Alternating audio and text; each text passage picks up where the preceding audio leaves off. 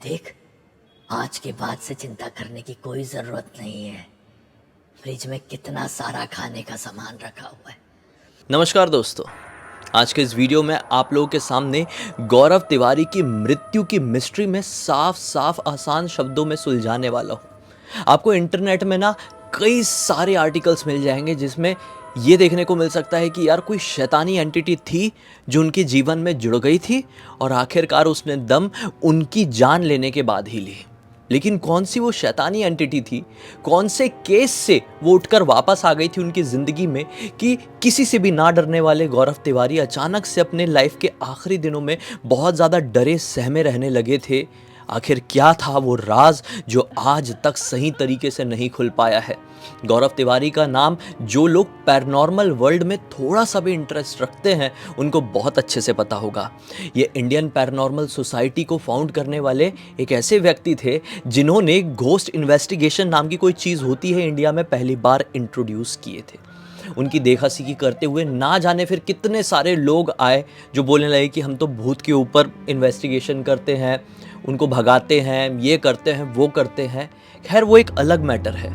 आज के इस वीडियो में उनकी फिलहाल मृत्यु की असल गुत्थी क्या थी सुलझाना अब शुरू करते हैं। अब दोस्तों अगर मैं आपको बताऊं तो उनकी मृत्यु 7 जुलाई 2016 को हुई थी। अपने खत्म होने से जस्ट कुछ मिनटों पहले उनकी पत्नी ने उनसे बात करी थी कि अब सब कुछ ठीक है कि नहीं, तुम बहुत ज़्यादा परेशान से लगते हो, तुम्हें ठीक से नींद आ भी रही है या फिर नहीं।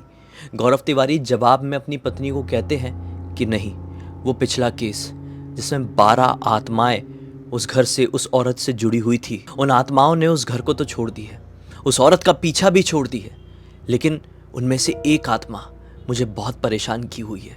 ऐसा लग रहा है कि वो आत्मा शैतानी दुनिया की तरफ मुझे रोज़ खींचे जा रही है। ऐसा लगता है कि ना जाने कब क्या हो जाए मुझे। जवाब में उनकी पत्नी कहती है कि गौरव, मुझे ऐसा लगता है कि तुम्हें कुछ दिन रेस्ट लेना चाहिए, ये सारी चीज़ों से तुमको थोड़ा ब्रेक ले लेना चाहिए, थोड़ा आराम करना चाहिए। जब तुम्हारा माइंड फ्रेश हो जाए तब आगे बढ़ो। जवाब में गौरव कहते हैं कि मुझे भी ऐसा ही लगता है, थोड़े ब्रेक की तो ज़रूरत ही है। ऐसी बातें करके वो अपने माता पिता और पत्नी के साथ बैठ के बढ़िया से कॉफ़ी पीते हैं। फिर कहते हैं कि मैं नहा कर आता हूँ, थोड़ा आराम करूंगा, फिर साथ में बैठ के खाना खाएंगे। वो बाथरूम की तरफ जाते हैं सिर्फ अपनी टॉवेल लेकर। 5 मिनट ही हुए होंगे उनको बाथरूम गए हुए, एक धड़ाम की आवाज़ आती है। शायद ये गौरव के चीखने और गिरने की आवाज़ थी एक साथ, जैसे कि वो गिरे और चीखे हैं या फिर चीखे हैं फिर गिरे हैं। जो भी है, उस आवाज़ से उनका वो पूरा घर गूंज उठता है। उनकी माँ, उनकी पत्नी और उनके पिताजी बाथरूम की तरफ दौड़ते हैं। दरवाज़ा अंदर से लॉक था, पानी चालू था, ज़ोर ज़ोर से दरवाज़ा पीटा जाता है और आखिरकार जब दरवाज़ा खुलता है, अंदर की कुंडी टूटती है तो क्या पाया जाता है? गौरव निर्वस्त्र हैं, जैसे कि वो नहाना शुरू ही करने वाले थे और ज़मीन पर पड़े हुए हैं। मुंह बहुत भयानक तरीके से वाइडली ओपन है और यहाँ पर कुछ तो भी एक ब्राउन कलर का मार्क है। उन्हें हॉस्पिटल लेकर भागा जाता है। रो रो के पत्नी, माँ और पिताजी का बुरा हाल था, लेकिन चीज़ें संभाल ली थी। हॉस्पिटल में वो पहुँचते हैं तो बताया जाता है कि गौरव की मृत्यु तो यहाँ पर आने से पहले ही हो चुकी है। उनका पोस्टमार्टम किया जाता है और ये पता चलता है ना ही उनको कोई अटैक आया था, ना ही किसी भी प्रकार की उन्हें अंदरूनी कोई परेशानी थी। सिर्फ एक छोटा सा किडनी स्टोन था जो कि पोस्टमार्टम में बताया गया कि किसी भी एंगल से ये छोटा सा किडनी स्टोन मौत का कारण नहीं हो सकता। और फिर आखिरकार ये केस को यह कहकर क्लोज कर दिया गया कि गौरव ने बाथरूम में खुद को टॉवेल की मदद से, आप समझ पा रहे हैं, ख़त्म कर दिया। लेकिन पोस्टमार्टम में ये चीज़ क्लियर नहीं हुई थी। अब आप समझ ही सकते हैं कि केस बंद होना था वो तो हो गया, लेकिन ये गुत्थी बंद नहीं हुई। ठीक उनकी मृत्यु के ये कुछ 8 या 9 साल बाद भय सीरीज़ की शूटिंग शुरू हुई, जिसमें उनके कुछ केसेस और मृत्यु की गुत्थी को सुलझाने की कोशिश की गई। लेकिन अगर आपने भय सीरीज़ देखे होंगे तो आपको समझ में आया होगा कि गौरव तिवारी की मृत्यु एक्चुअल में कैसे हुई है वो भय के सीज़न 1 में तो नहीं क्लियरली बताया गया है। थोड़ा थोड़ा हिंट मिलता है कि हाँ, उनकी लाइफ का शायद कोई एक केस था, उसका कोई शैतान उनकी लाइफ में वापस आया था और उनको ख़त्म कर दिया था। लेकिन एक्चुअल बात ये नहीं है। फिल्मों में और वेब सीरीज़ में चीज़ें थोड़ी सी चेंज करके तो दिखाई जाती है, जिसे फिल्मी लिबर्टी कहा जाता है।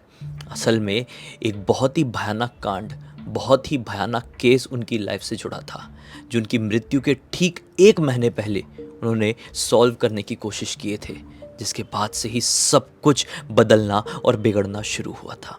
कौन सा था वो केस, स्टार्टिंग से बताता हूँ। मालती नाम की एक महिला थी जो कि गाज़ियाबाद में रहती थी अपनी 2 बच्चों के साथ। एक लड़का था 6 साल की उम्र का और लड़की थी 2 साल के आसपास की। उनके पति से डाइवोर्स हो चुका था और वो डाइवोर्स के बाद पैसे वैसे थे उनके पास, काम भी करती थी, तो एक घर की तलाश कर रही थी। पहले वो पति के साथ नोएडा में रहती थी, लेकिन नोएडा में थोड़ा सा घर खरीदना महंगा उनको पड़ रहा था। देखो, तलाक से पहले तो वो पति के ही घर पर रहती थी, लेकिन तलाक के बाद वो खुद के घर की तलाश में लगी। नोएडा में उनको महंगे फ्लैट्स मिले। फिर गाज़ियाबाद पहुंचती है तो एक पॉश अपार्टमेंट था, एक बहुत ही अच्छा स्पेशियस 3 BHK फ्लैट इनको मिला। बजट की बात हुई तो जो भी उसका ओनर रहा होगा, उसने जो भी उनको बजट बताया, उन्होंने सोची कि यार ये तो बहुत ही सस्ता, बहुत ही ज़बरदस्त है, मैं इस डील को लॉक कर देती हूँ। बहुत ही कम समय में, ज़्यादा कुछ बिना सोचे समझे, मालती ने उस ओनर के साथ वो डील को लॉक कर दिया। बस फिर क्या था, 2 से 3 दिन के अंदर वो अपना सारा बोरिया बिस्तर लेकर इस फ्लैट में रहने के लिए पहुंच गई। अब इस फ्लैट में रहते कौन कौन है? मालती, उनके 2 छोटे छोटे बच्चे और उनकी एक नौकरानी जिनका नाम है सुमिता। सुमिता दरअसल इनके ही घर पर रहती है और किचन में सोती है। किचन भी स्पेशियस है। किचन में कभी कभी क्या होता है कि सुमिता को ना किचन में सोने से गर्मी लगती है, तो किचन के बाजू में ही एक छोटा सा कमरा बना हुआ है, सर्वेंट रूम का नाम दे सकते हैं, वो वहाँ पे भी सो जाती है। ये सुमिता के मूड के ऊपर पूरी तरीके से डिपेंड करता है। खैर, वो यहाँ पर शिफ्ट हुई थी, यही समझ लो मार्च के आसपास की बात रही होगी, सन 2016 में। और शुरुआती कुछ दिन बहुत अच्छे से बीते थे। कुछ दिन क्या कहूँ, 1-2 महीने हो चुके थे, सब कुछ ठीक था कि एक रात वो अपने ना ऑफिस का कुछ तो भी प्रेजेंटेशन अपने लैपटॉप में कंप्लीट कर रही थी। उन्हें किसी भी कंडीशन में ये प्रेजेंटेशन अगले दिन ऑफिस में जाकर, बहुत सारे क्लाइंट्स आने वाले थे, उनको दिखाना था। घर पर जब वो काम पे चली जाती थी तो सुमिता उनके दोनों बच्चों का ख्याल रखती थी। 6 साल जो था बच्चा, जो 6 साल का था, वो तो स्कूल वगैरह चले जाया करता था, लेकिन जो बच्ची 2 साल की थी, उसको संभालने के लिए पूरी टाइम सुमिता को फोकस रखना होता था, क्योंकि जो मालती है वो अपने काम में ज़्यादा इन्वॉल्व रहती थी और घर पे बच्चों को कम समय दे पाती थी। तो खैर, वो रात के समय कोई प्रेजेंटेशन बना रही है। रात के तकरीबन 11:30 से 11:45 का समय हो रहा है। मतलब नॉर्मल मौसम है, ना कोई बारिश हो रही है, ना बिजली कड़क रही है, पूरी तरीके से क्लीन है।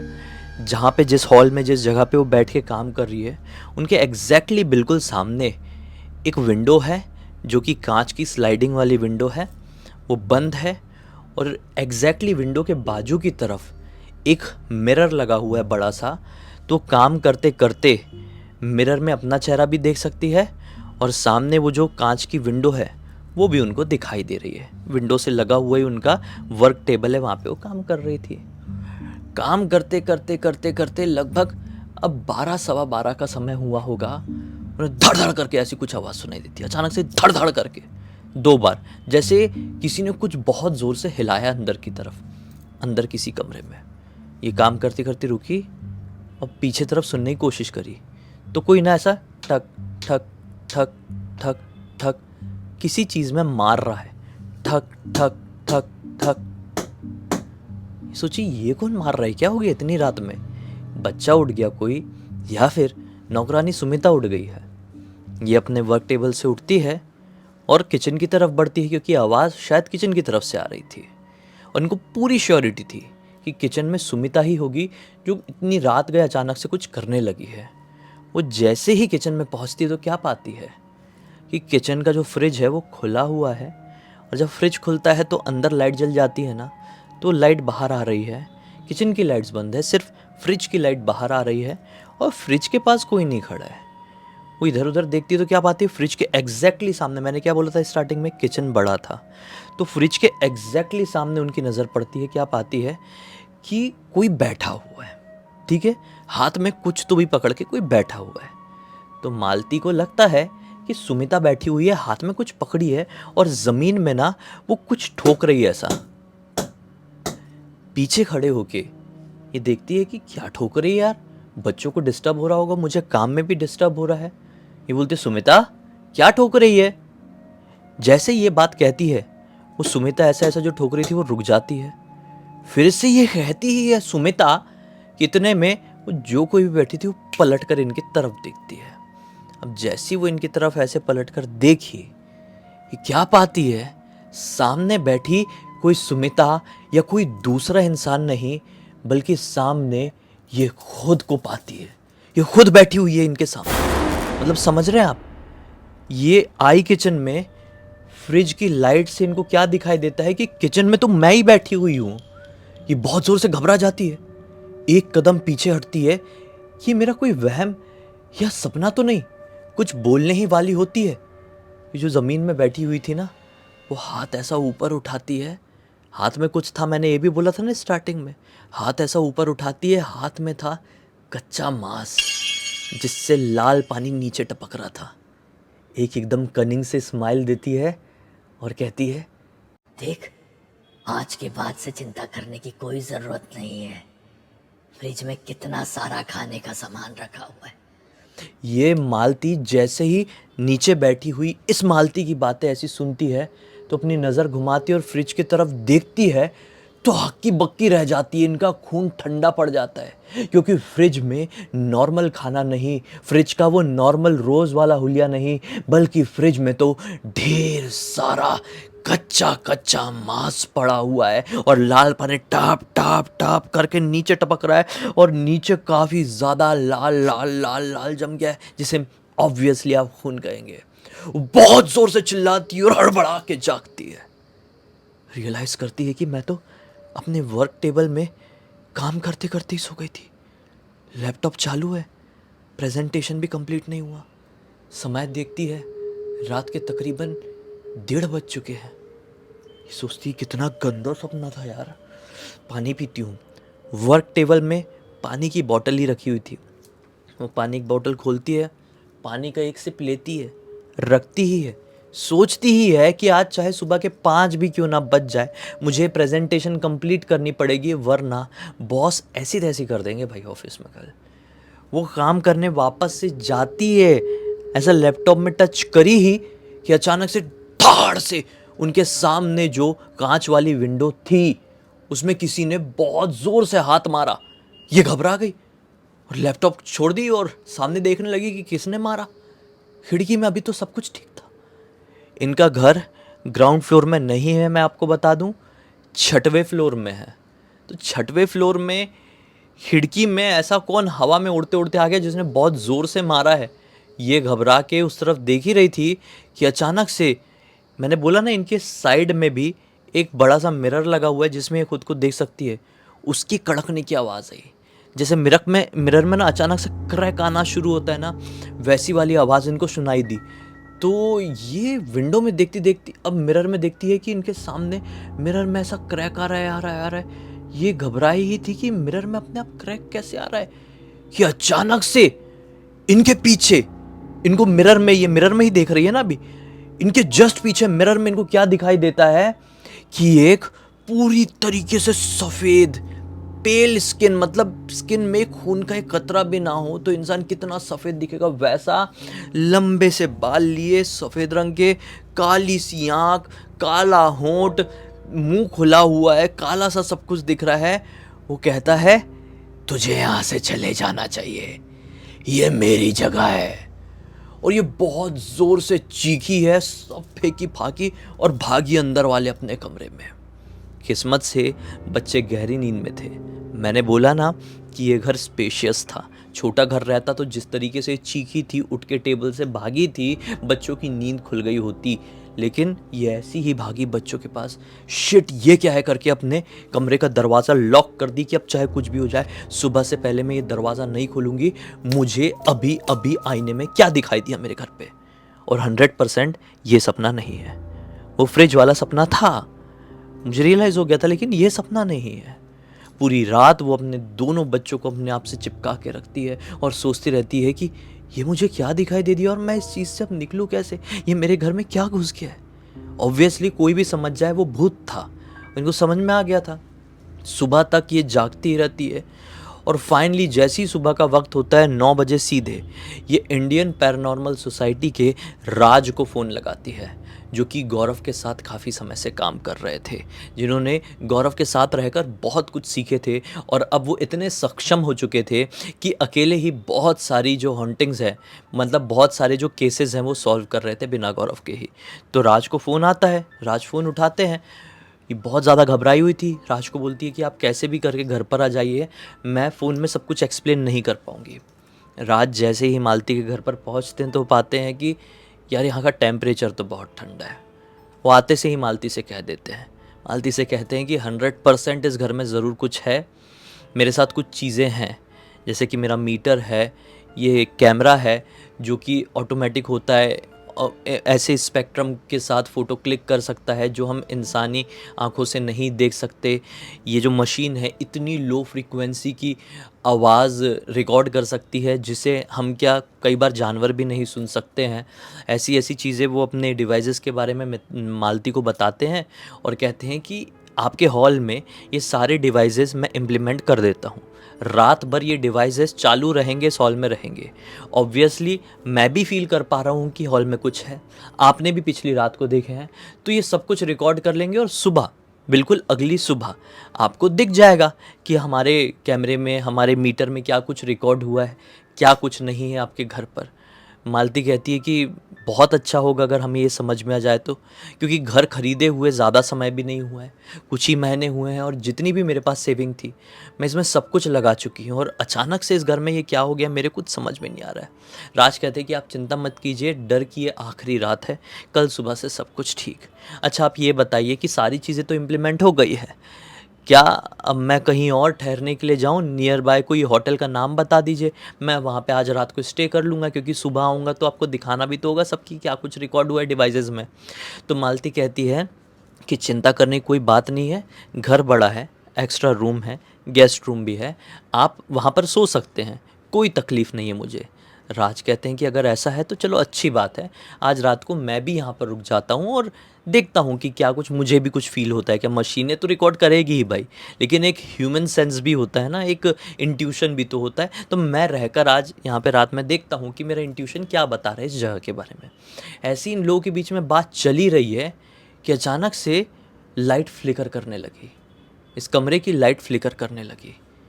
ये घबरा गई, मालती तो पिछली रात से बहुत ज़्यादा डरी हुई है। मालती इधर उधर देखने लगी और डर के मारे थोड़ा सा ऐसा कोने में जाकर खड़ी हो गई कि ये क्या हो रहा है। ये इशारा करता है राज कि आप चिंता मत करो, मैं देख रहा हूँ ना। और राज क्या होता है कि दरवाजे की तरफ, जो मेन दरवाज़ा है उसकी तरफ आगे बढ़ता है, क्योंकि मेन दरवाजे के ही बाजू में स्विच बोर्ड लगा हुआ है। राज को शायद ऐसा लग रहा था कि लाइट जो फ्लिकर कर रही है, हो सकता है कोई शॉर्ट सर्किट वगैरह जैसा कुछ प्रॉब्लम होगा, कुछ वोल्टेज फ्लक्चुएशन वाला प्रॉब्लम होगा, इसलिए अचानक से फ्लिकर करने लगी है।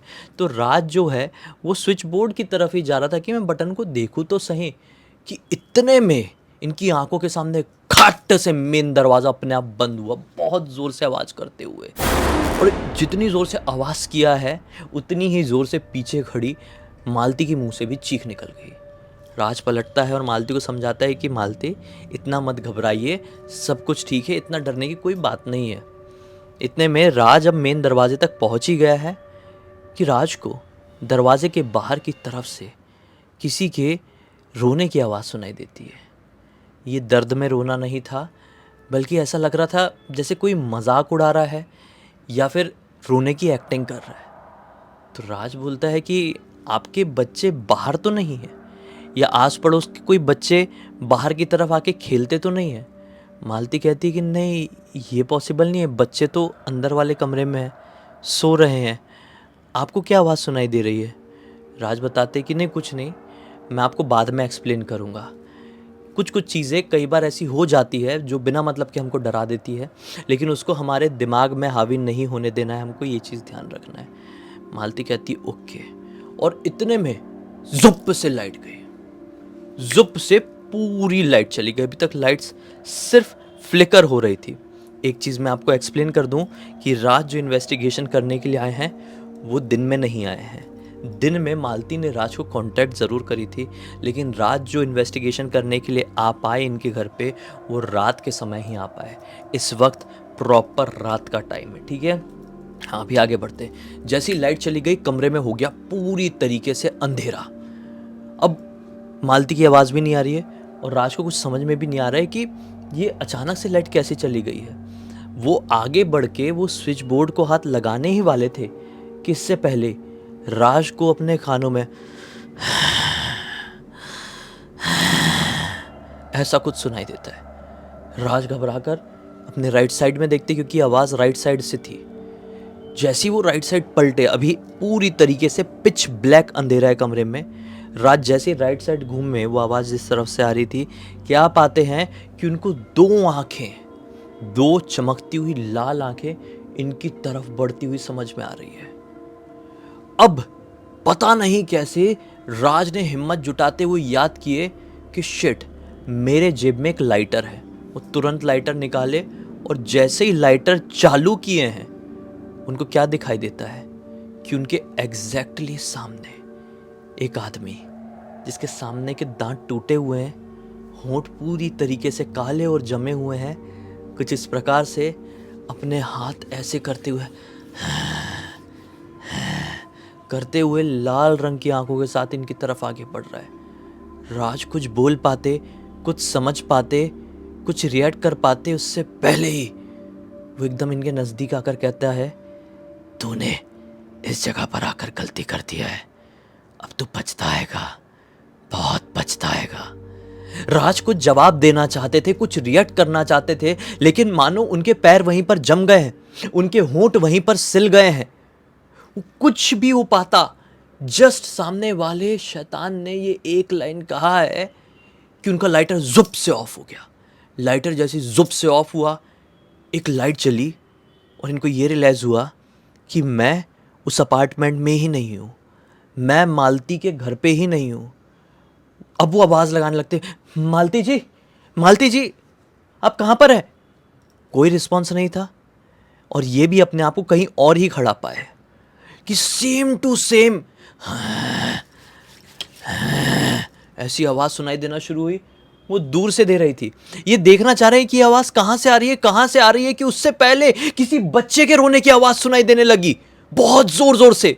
ये आवाज़ थोड़ी दूर थी, ये ढूंढ ही रहे हैं उस चीज़ को, अपनी जगह से हिल नहीं पा रहे हैं, बस ऐसा घूम घूम के ढूंढ ही रहे हैं कि वो बच्चे के रोने की आवाज़ इनके नज़दीक आई, कान के एकदम नज़दीक जैसी आई है।